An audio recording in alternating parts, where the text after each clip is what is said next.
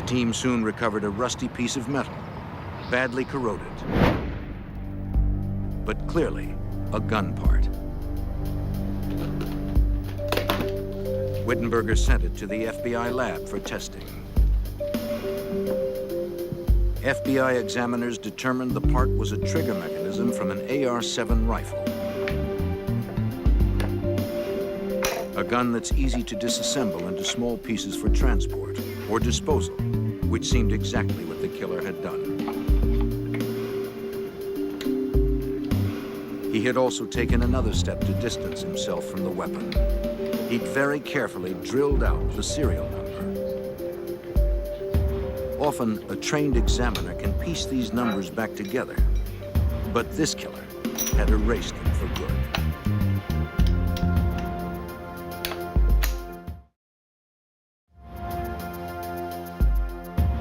Another firearms expert would determine how long the gun part had lain by the side of the road. Analysis showed the amount of corrosion was consistent with the time elapsed since the killings had occurred.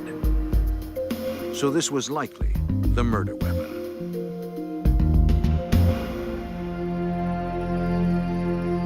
While the FBI lab processed the gun part, investigators in Maryland interviewed Tiffany Horn, Lawrence and Mildred's 18-year-old daughter. Right straight ahead. She was a student at Howard University in Washington, D.C. They gave her a routine polygraph test, which she easily passed.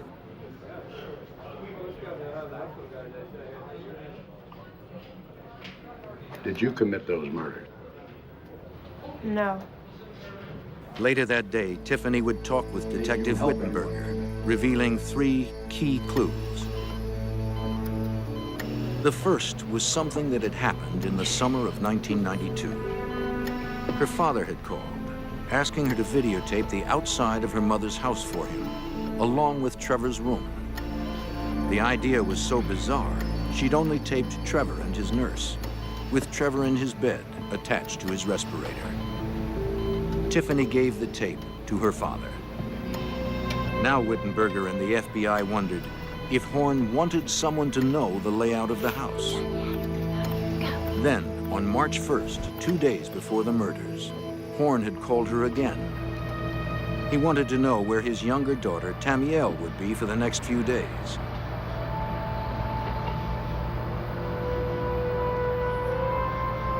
Tiffany said Tamiel would be with Aunt Vivian the night of March 2nd, because her mother was flying out on an early flight the morning of March 3rd.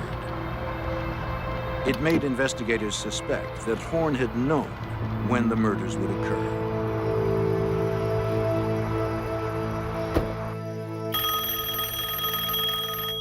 Tiffany shared one other revealing incident that day. At about 2:30, the morning of the murders, she had inadvertently called her mother.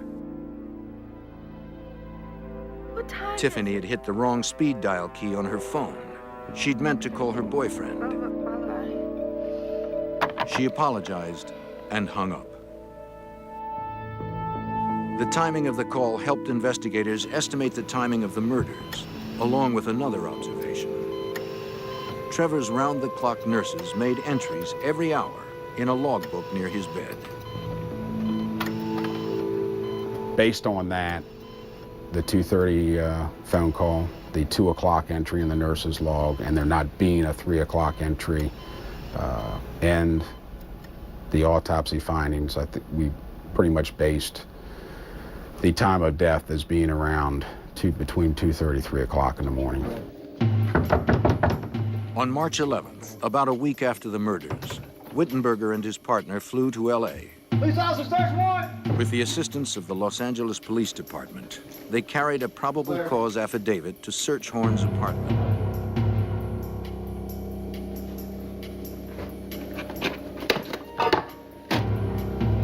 They collected hundreds of audio and videotapes. Police also gathered computers, personal papers, address books, bank statements, and telephone logs. Still got about 2 to 3 hours more to go. Back at the station, investigators began the time-consuming task of reviewing all they'd recovered. Stored in They'd printed thousands of pages from the hard drives of Horn's computers. They found he'd made handwritten notes on documents regarding Trevor's settlement money. The notes confirmed what they already suspected. Horn was well aware he could gain a fortune from his son's death, and he was well versed in the legalities of the settlement. Investigators also found a map that was telling. It was hand-drawn, showing Mildred Horn's neighborhood. The streets were outlined and labeled. An X and her initials marked her house. Had Horn been directing a stranger to find her? Perhaps a contract killer. In the hundreds of hours of videotape that were recovered and screened, one home movie stood out. Horn had videotaped himself standing in front of his television set, which was tuned to the cable TV program guide station. The station was clearly broadcasting the time and date. 11:45 p.m., March 2nd, 1993, California time. 2:45 a.m., March 3rd, Maryland time. Exactly the time and date of the murders. Investigators quickly dubbed it the alibi tape, since it seemed to have been created for that purpose. Now, Wittenberger and the FBI seemed to have some substantial leads, but they were still far from apprehending the mastermind of this brutal crime. There it is again. Same shit. Walking back. When investigators searched the LA apartment of their prime suspect in a triple murder, they discovered a suspicious videotape. Among themselves, they called it the alibi tape. But they would soon find a recording that was even more incriminating. A 22-second excerpt from Horn's dozens of audio tapes. It was from a conversation between Horn and an unknown male. The words were cryptic, but their meaning was clear.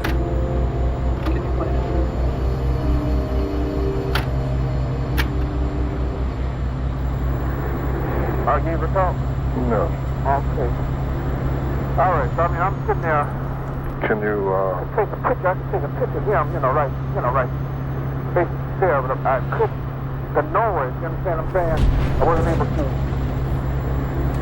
do that. I didn't want to go front right.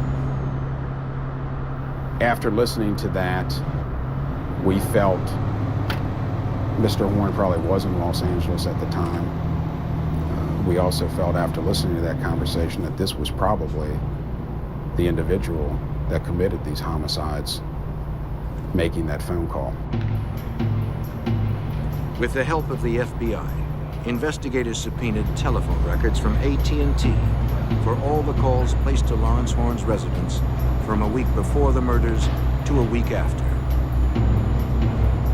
Most were useless, but 4 long-distance calls stood out. 2 had been made just days before the murders from a Detroit payphone. The other 2 were made in the early hours of March 3rd from payphones near Mildred Horn's house. One from outside a Denny's restaurant, and the other from a Days Inn. The call from the Denny's was made to the home of Lawrence Horn at 5:12 a.m. Maryland time, just a few hours after the murders. What time is it?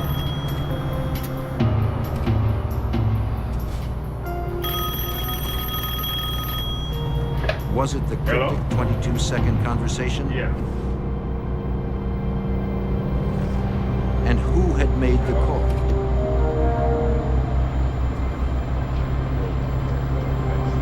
Investigators spent hours scanning dozens of registration forms from local motels.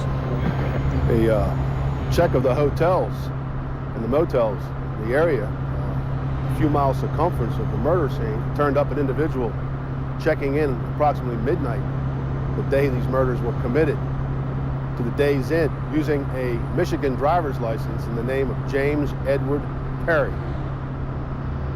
James Edward Perry seemed a promising suspect.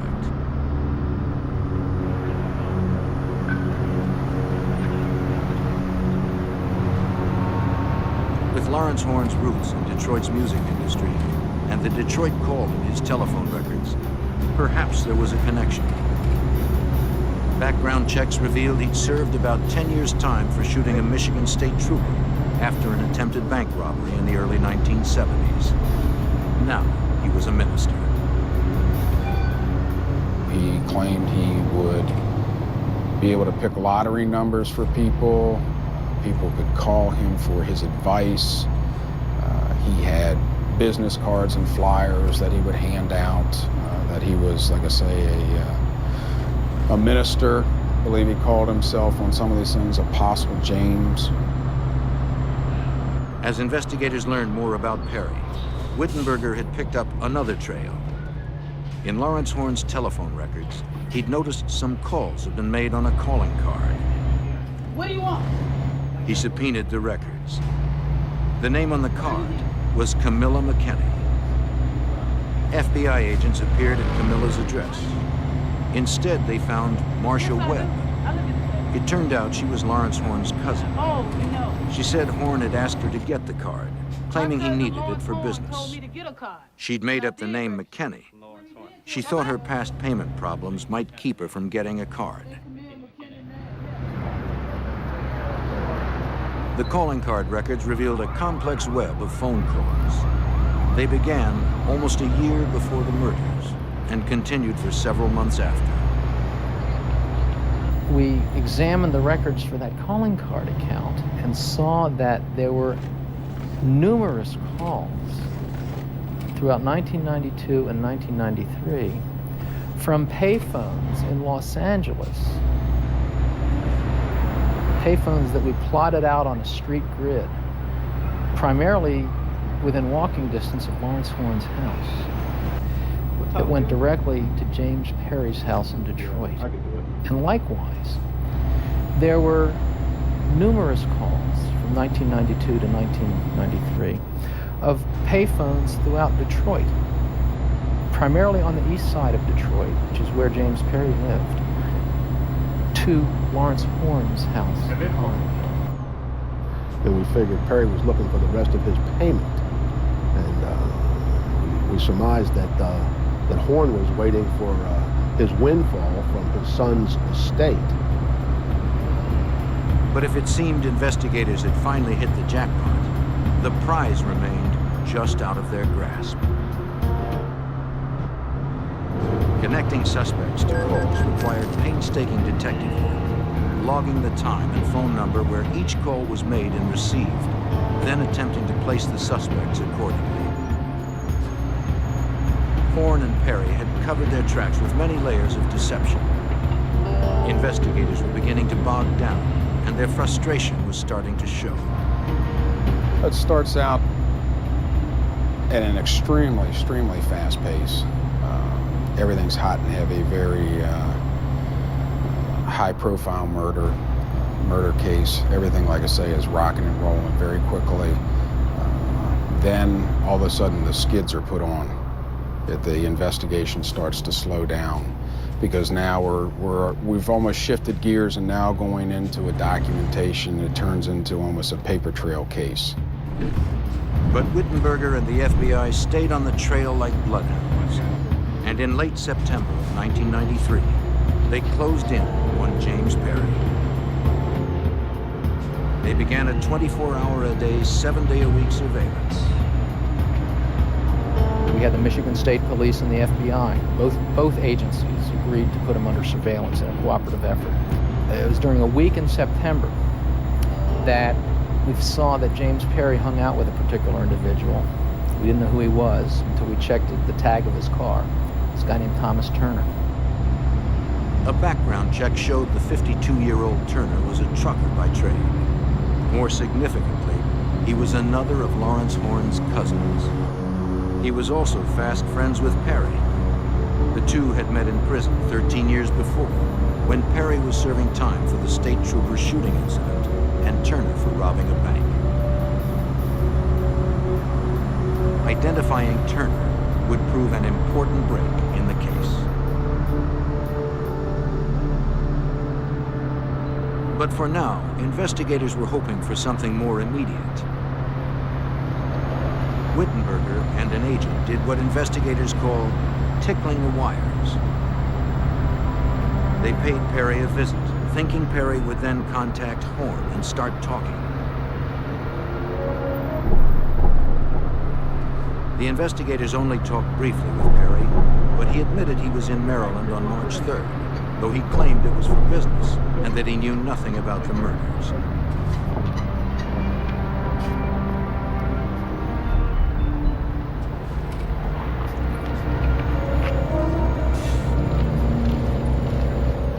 In September of '93, after weeks of wrangling for court authorization to tap Lawrence Horn's home phone, federal agents finally got the go-ahead. Special Agent Roach was key in obtaining the approval. We were hoping to get a smoking gun, a conversation between James Edward Perry and Lawrence Horn. We were hoping for a conversation that would say something like, I want the rest of my money. I did the deed. The down payment's not enough. You promised me such and such. I only got this, and now I want the rest of my money, or maybe you're going to be next. Something like that would have been terrific. But Horn and Perry were too sly to let anything slip. And by mid-November, with the investigation at full tilt, they stopped talking to each other altogether. Despite months of slow but steady progress, Horn and Perry were still one step ahead of the law. The FBI's coast-to-coast investigation of a triple murder committed in Maryland left agents scrambling to link LA's Lawrence Horn and Detroit's James Perry to their case. Investigators knew the two men were talking, but they didn't know how. Were they using Perry's former jail buddy, Thomas Turner, as a go-between? The FBI secured authorization to tap Turner's phone. Yep. That was the key. Both Horn and Perry talked to Turner often, and Turner relayed messages between them. But they were careful not to use language that might incriminate them. And once again, agents found themselves back in the same old grind, monitoring and logging hundreds of calls, then trying to make links between the callers. All right, I'll talk to you later. One surveillance would be taking place, actively taking place, physical surveillance in Los Angeles on Lawrence Horn, while at the same time, 24 hours a day, the Detroit division was conducting physical and electronic surveillance on Thomas Turner and physical surveillance on James Edward Perry. As before, they made a few connections between calls and callers. But mostly, the process seemed just a test of their endurance and dedication. Horn and Perry were giving them a run for their money. Then, around Thanksgiving, after 3 grueling months, investigators got a bite. Perry was preparing to move. Agents secured a federal warrant to search his residence before he left. It was a dangerous mission. Perry had shot a Michigan police officer, and he was known to own high-powered weapons. An FBI SWAT team made the entry. Wittenberger and his partner followed. They roused Perry and his girlfriend from bed, catching them unaware and unarmed.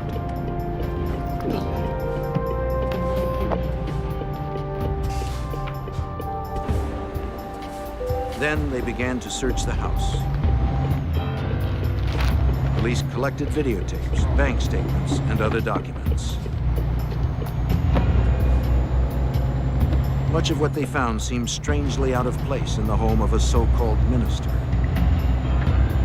There were voodoo relics, Soldier of Fortune magazines, and books on topics like criminal investigations, managing gunshot wounds, and interpreting bloodstain evidence. Investigators hoped to prove that Perry had bought the books as well. They called the publishers, getting only one hit from Paladin Press. A canceled check proved to be the turning point in the case. Perry had ordered 2 books from Paladin Press about a year before the murders. 2 chilling titles: Hitman, a manual for independent contractors, and How to Build Disposable Silencers. When you read through those books, it was very disturbing to see the number of similarities and parallels from the Hitman book to what transpired inside Millie's home on March 3rd. Finally, the pieces began to form a single picture. Mildred's missing minivan was explained. Perry had used it to get back to his rental car, which he parked some distance from the crime scene, as the book recommended. The credit cards found by a jogger on a road near the house also fit in neatly. It said, if you want to make it look like a burglary, do a little bit of messing around the house, take some items and then throw them along the side of the road. It said, throw the pieces of the rifle along the side of the road. Another thing that the book recommended was to take a little narrow file and run it through the barrel of the rifle. And a little narrow file was found in the backyard with deposits of chemicals consistent with gunshot residue. The book also suggested using an AR-7 rifle, exactly the gun whose trigger mechanism was found earlier. Likewise, examiners determined the single spent bullet found in Trevor's room was .22 caliber, popular with assassins. .22s distort when they enter a human body, so it's hard to match them to a gun. They're also small, quiet, and inexpensive.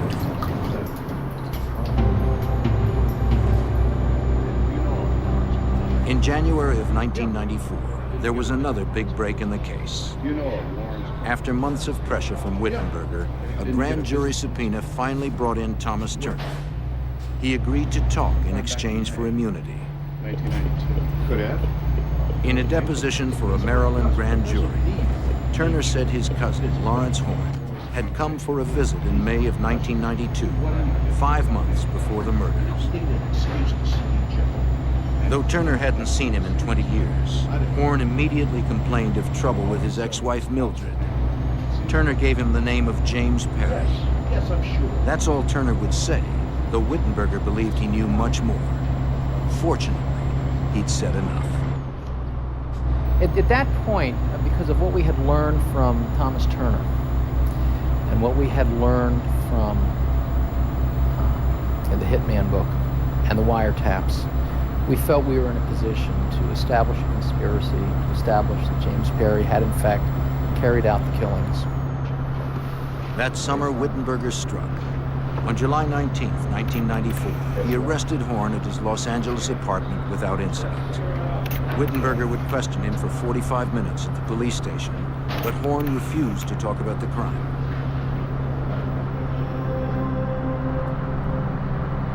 On the same day, FBI agents in Detroit were waiting for a judge to sign the warrants for the arrest of Perry. In the meantime, they conducted an overt surveillance. The tactic is designed to pressure a suspect while making sure he doesn't flee. It wasn't supposed to be a covert surveillance, so we really didn't care if he saw them or not. We just didn't want it to be a confrontational surveillance until the warrants were signed.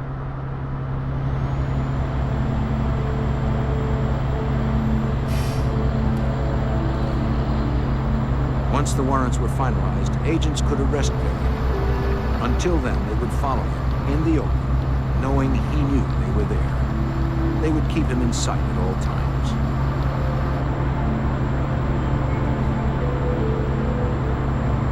Perry grew increasingly annoyed.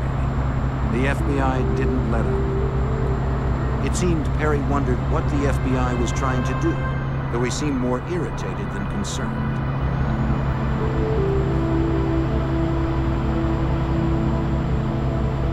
He drove off, still in clear view of agents. They didn't know where he was headed, but stayed with him anyway.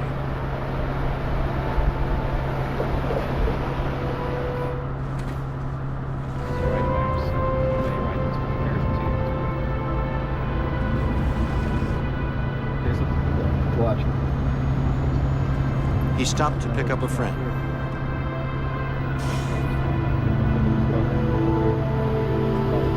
A man the agents were not familiar with. Stranger to me.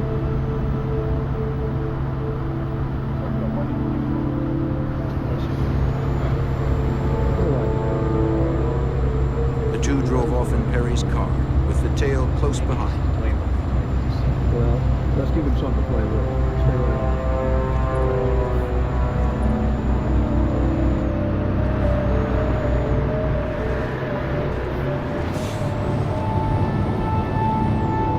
Then, incredulous, agents guessed where Perry was going. After only about an hour, the constant tail had made Perry so angry, he decided to file a complaint. Amazingly, he took his gripe straight to the Detroit FBI field office. Perry's timing was incredible. He and his friend arrived at the office just as FBI agents awaited final word on his arrest warrant. I want to see an FBI agent now. Oh, now. I want to see an FBI agent right now. Perry demanded to see an agent, I'm not going to calm down. and he was quickly accommodated. A clerk called Special Agent Roach. Bring one in. Come on, sir. Step slightly. While agents checked him for weapons, Perry confronted Roach, wanting to know if agents were going to arrest him or if they were just planning to harass him. First of all, I appreciate And we told him in minutes you were going to expect a phone call from Montgomery County, Maryland, telling us the warrants have been signed and you've been indicted for 3 counts of first-degree murder. And the telephone came in a few minutes later, and we advised him that he was in fact under arrest. You have the right to remain silent. But now, even with both men in custody, one question still remained. If Perry was the hired gun, how had Horn paid him for the crime? After months of relentless pursuit by local investigators and the FBI, the elusive Horn and Perry were finally in custody. But there remained a nagging question. How had Horn paid Perry for the crime?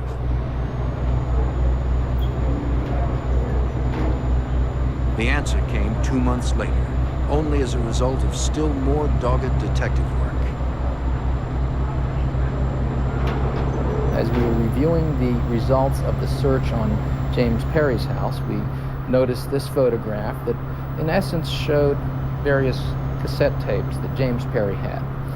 That was the purpose of the photograph, but underneath one of the items here, we saw a Western Union card. We got a bundle of records from Western Union showing us that there were indeed a number of transactions from Los Angeles to James Perry's live-in girlfriend, Pauline McGee. The person sending it was George Bernard Shaw. Well, we now had another area to investigate for a few months. After much digging, Dean discovered a man named George Bernard Shaw had died in July of 1992 in an auto accident in Los Angeles. When Dean sleuthed out the LA Times for the day of Shaw's death, he discovered the man's connection, though it wasn't in his obituary. We have on the front page, Mary Wells dies. And for those in our generation, she was a big Motown star. Go to the obituary page, big story about Mary Wells dying in Los Angeles. In the lower right-hand corner was a list of other people who had passed away. One is a guy named George Bernard Shaw, with no information about him, just the cemetery. Lawrence Horn had used the name of this anonymous dead man as the front for his payments, which were made with the money Horn was able to save. Almost 2 years after the crime, investigators had finally pieced together the whole story.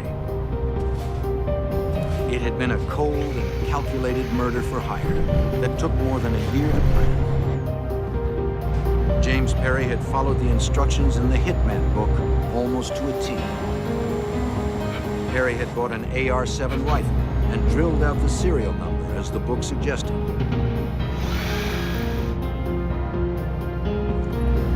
And he built a disposable silencer using the book's directions.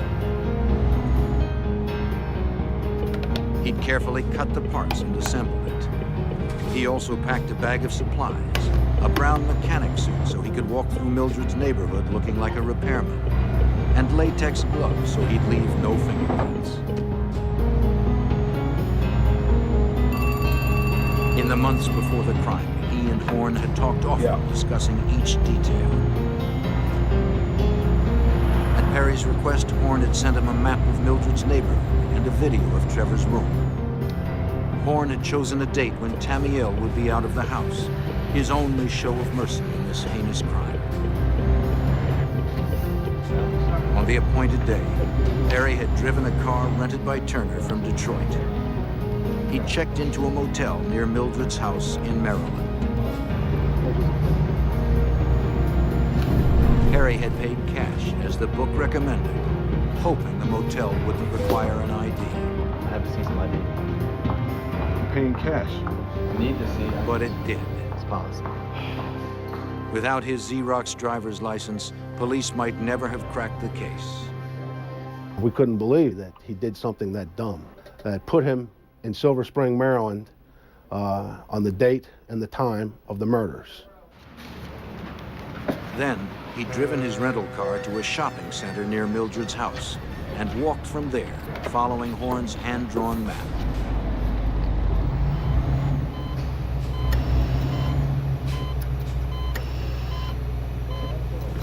In the house, unsuspecting, Nurse Janice Saunders made the 2 a.m. entry on a medical log attached to Trevor's bed.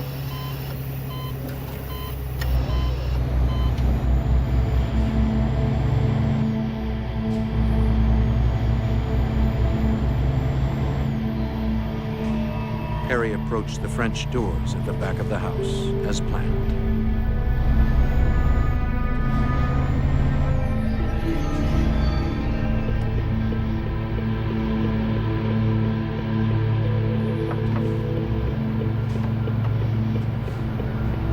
Though locked, the doors were easily opened.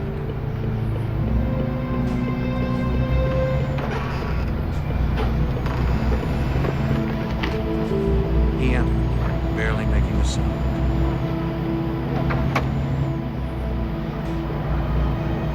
Inside, he assembled his rifle and homemade silencer.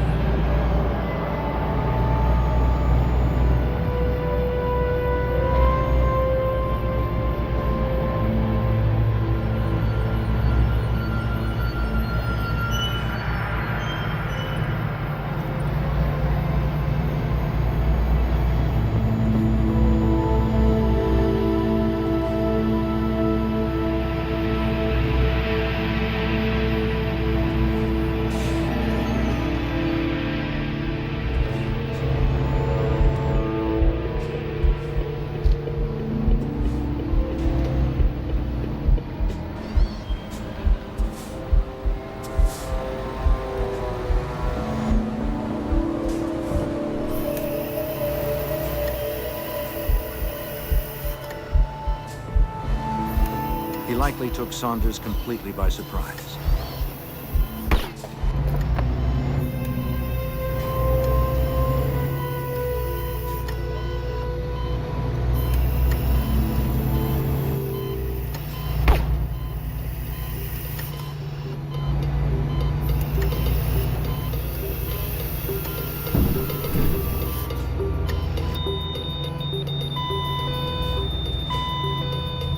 But when the boy stopped breathing, his medical alarm spoke for him.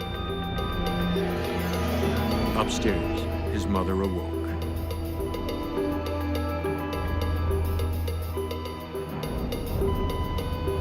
Mildred Horn went downstairs to investigate. There, she too met the killer. Perry shot Mildred 3 times in the face.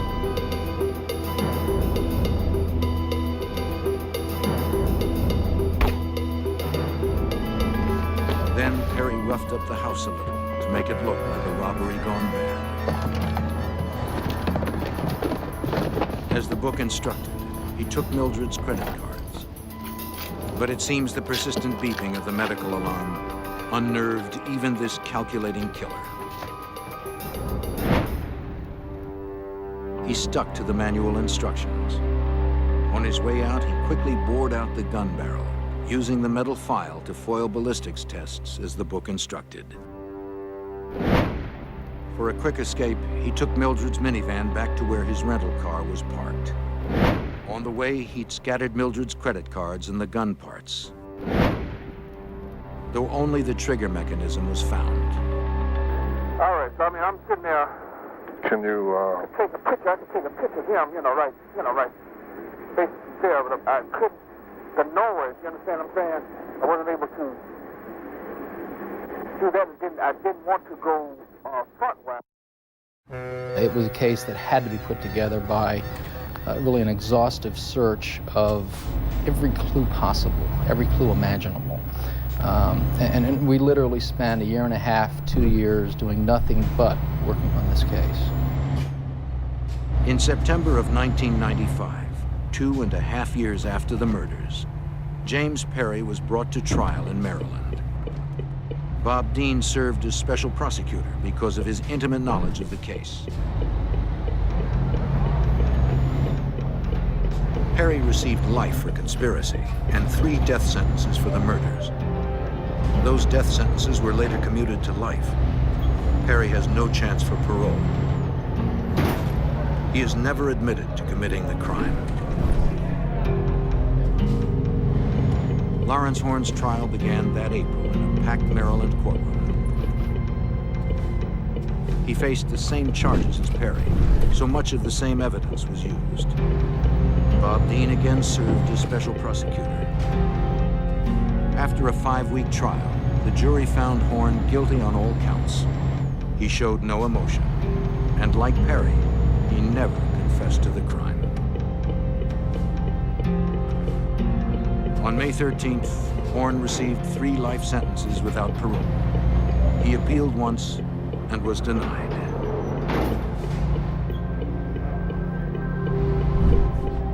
I think both Mr. Horn and Mr. Perry did a very good job in planning this, and they came very close to getting away with this. There would be one more bittersweet victory for the families of the victims. Following the murders, they filed a federal lawsuit against the publishers of Hitman, a technical manual for independent contractors. In late May of 1999, they won the suit, including a multi-million-dollar settlement and a promise from the publisher to stop selling the book. When a young woman vanished, family and friends discovered her secret life. The political appointee carried on an illicit affair with a wealthy, married man. Investigators suspected that her ex-lover was responsible, but they had little physical evidence to support their theory. In order to bring him to justice, the FBI would have to go undercover and turn brother against brother.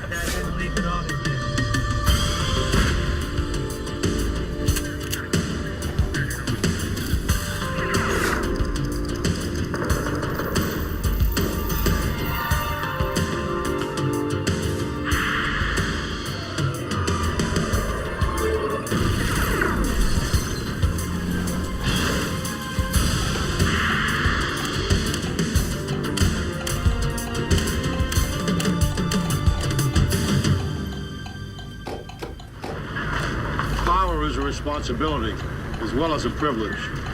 But in the wrong hands, power can corrupt. This is especially true in the legal community. For former Deputy Attorney General for the state of Delaware, losing sight of his sworn oath to uphold justice would prove lethal. I'm Jim Kallstrom, former head of the FBI's New York office. When a prominent attorney tried to put himself above the law, it was up to the FBI to prove that justice is blind. Philadelphia, Pennsylvania, Thursday, June 27th, 1996. At the upscale Panorama restaurant, prominent Delaware attorney Thomas Capano, separated from his wife, dined with his mistress Anne Marie Fahey, the appointment secretary to the Delaware governor. Back next week with the evidence. Look how good we work together. Despite the candlelight and wine, her mood was grim. Anne Marie told Capano she wanted to end their relationship.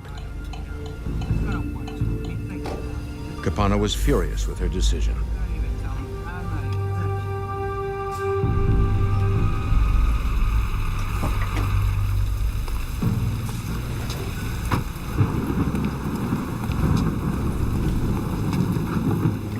After dinner, Capano drove Anne Marie to the Wilmington, Delaware house he rented since leaving his wife. He insisted she come inside to continue the conversation.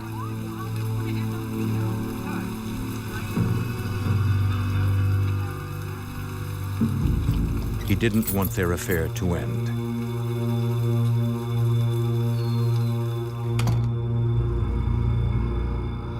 Two nights later, Anne Marie failed to show up for a dinner party with her sister Kathleen.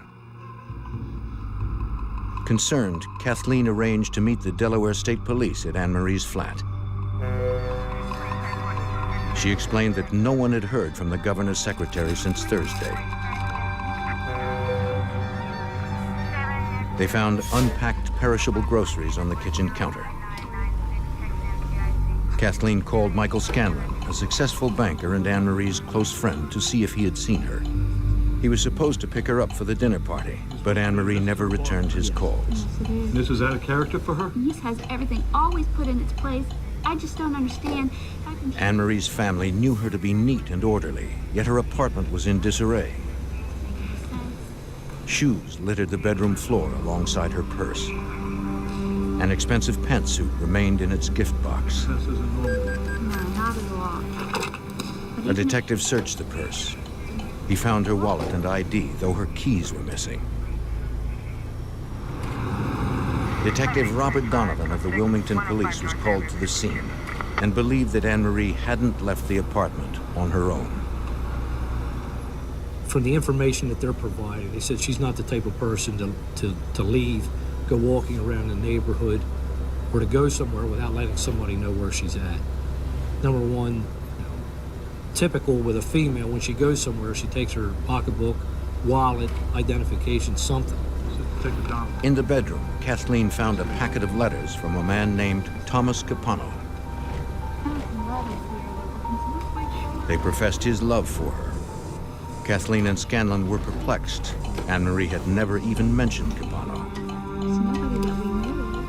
Though Anne Marie's sister had never heard of the man, Detective Donovan certainly had. Thomas Capano was a powerful man in the state of Delaware. Tom Capano was extremely connected. He was, at one point, he was number 2 man for the city of Wilmington. He was head legal counsel for the governor for the state. He was very close with a number of state representatives, state senators, extremely close with some retired police chiefs for the city of Wilmington. Very influential. The detective found Anne Marie's journal in the bedroom and flipped to the last page. The diary entry evidenced her relief at ending her love affair with Capano. It read, "I have finally brought closure to Tom Capano. What a controlling, insecure maniac." Doesn't look like a happy relationship, though. Not at all. The officers paid a visit to Thomas Capano at 3:39 a.m. Separated from his wife and the father of 4 daughters, 47-year-old Capano was living in a rented house located only minutes from Anne Marie's apartment.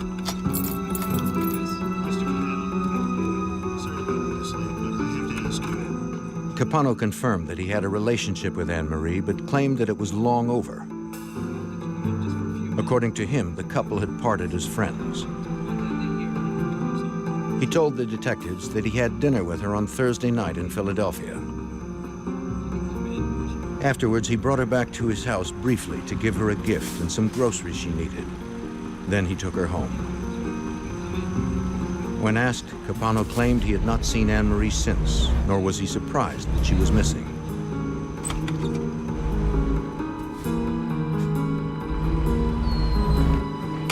Capano explained that Anne Marie had Friday off. Perhaps she had decided to go away for the weekend. He described her as moody and at times suicidal. He suggested the police wait until Monday morning when she would probably show up at work. We then asked him if she, in fact, was at his house, and if he would have a problem with us looking through his house. He stated that he would have a problem because his children were with him for the weekend and they were upstairs asleep. On Monday, however, Anne Marie failed to show up for work.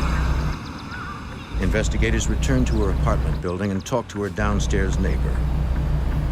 Can you tell me something about what happened last night? The neighbor had been away over the weekend, but remembered hearing a single set of footsteps in Anne Marie's apartment on Thursday evening at around 9:45. They seemed heavier than usual, possibly a man's. She heard nothing more after that night.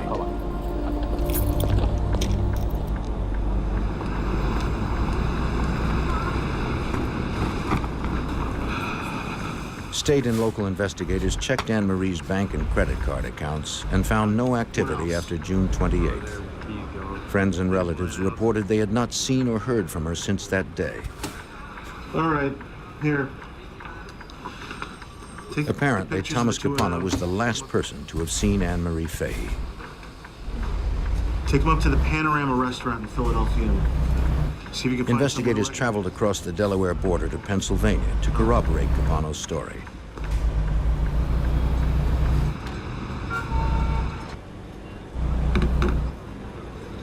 They spoke to the waitress who served the couple on June 27th at about 7 p.m. She remembered the evening and recognized Thomas Capano and Anne Marie Fahey from the photos. Yeah, that's her. She wasn't really happy. The waitress recalled that the pair seemed tense. Anne Marie said little and hardly touched her food. After she handed the bill to Capano, he passed it to Anne Marie, who signed his name on the charge slip. The waitress never overheard any of their conversations since the couple stopped talking each time she approached the table.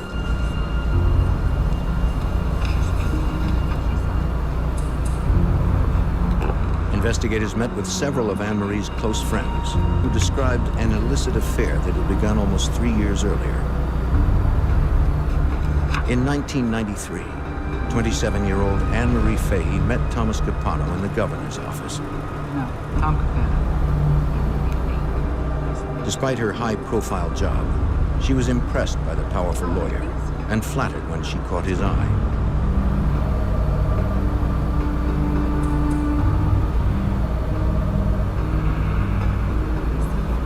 Investigators learned that while Capano showered Anne Marie with expensive gifts, he only romanced her in out-of-the-way places to avoid being seen. She felt a strong attraction to the charismatic older man, but feared her family's disapproval and kept the affair secret. As months passed, Anne Marie confided to her friends that Capano's charming exterior belied an angry and manipulative man. He understood love only in terms of control. She told her friends that she couldn't trust him. By the spring of 1996, his manipulation and anger had damaged their relationship beyond repair. Capano told Anne Marie that he had separated from his wife so they could stop hiding. I don't even want to talk to you about this. I don't even want to talk to you about this. You know how much I... Anne Marie wanted out. Capano refused to let go.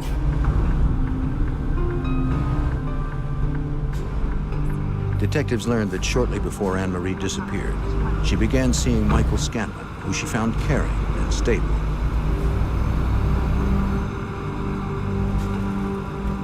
It was the relationship that she had always hoped for.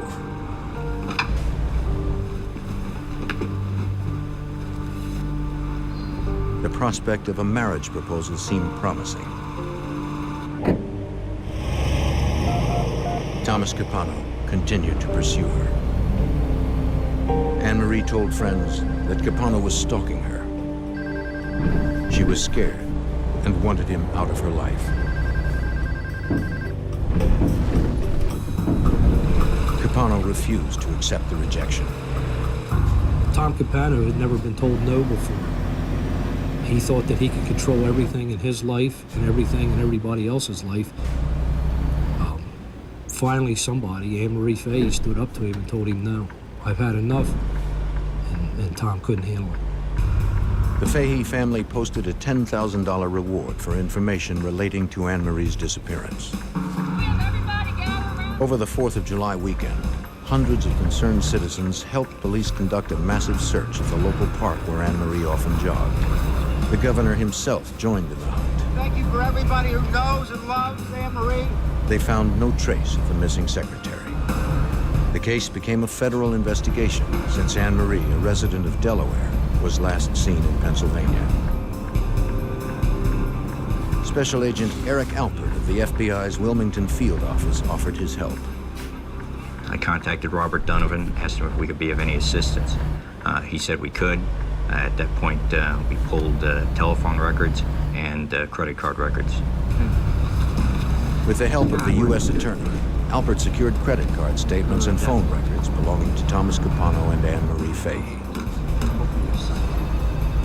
Assistant U.S. Attorney Colm Connolly noticed that Capano made a $308 purchase at Wallpaper Warehouse just 2 days after Fahey disappeared. I thought that was odd because Tom Capano was living in a rental house, so I called the number for Wallpaper Warehouse. The person answered the phone and said air-based carpets. I turned to Bob Donovan right away, and we both had the same reaction, which was, my God, he must have rolled her up in the carpet. Investigators now believe that Thomas Capano killed Anne Marie Fahey, but they needed more than a hunch to convince a judge there was probable cause for a warrant to search Capano's house.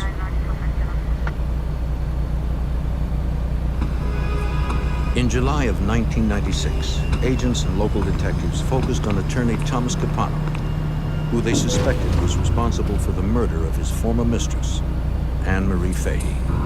2 days after she vanished, Capano had purchased a new carpet. For Assistant U.S. Attorney Colm Connolly, it raised suspicions that Capano had concealed Anne Marie's body in a rug and removed it from his house. Up until that point, we had probable cause to believe that Tom Capano had played a role in the disappearance of Anne Marie Fahey. But what we didn't have was probable cause that we'd find evidence in his house. I really wanted to call you back. Hoping to establish probable cause in order to obtain a search warrant, investigators learned that Capano's housekeeper had cleaned his home 4 days before Anne Marie's disappearance. She added that Capano canceled her service the following week, claiming that the house didn't need cleaning since his children hadn't stayed over. The detective quickly noted the inconsistency in Capano's story. On the night he was questioned in his home, the attorney claimed his children were upstairs asleep. 3 weeks later, the housekeeper returned to the residence and noticed something that struck her as odd.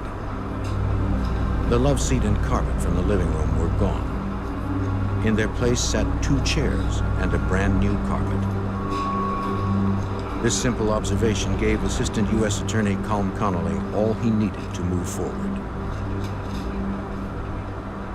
So when you combine the rug and the couch with Tom Capano's statement that he had brought Anne Marie to his home on the evening of June 27th, and you combine that with all the other evidence we knew about their tumultuous relationship, we now were armed with probable cause to get a search warrant for his house.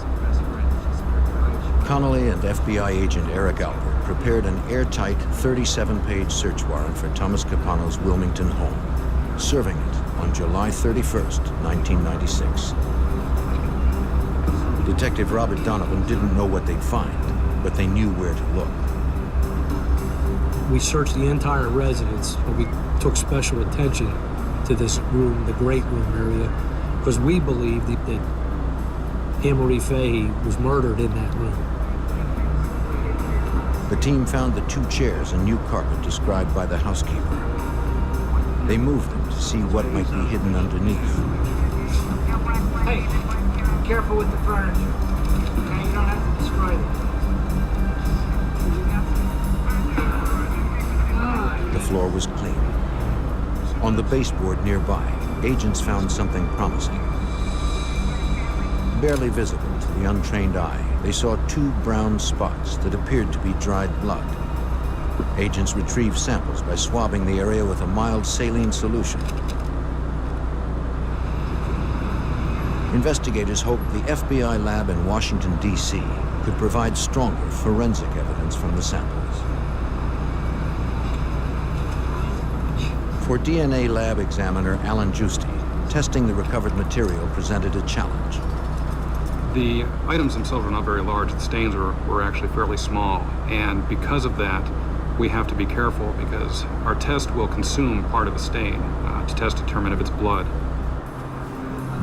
Giusti performed a Kastle-Meyer test. This test requires only a pinhead-sized specimen. He applied the chemical phenolphthalein, which turns pink when mixed with blood.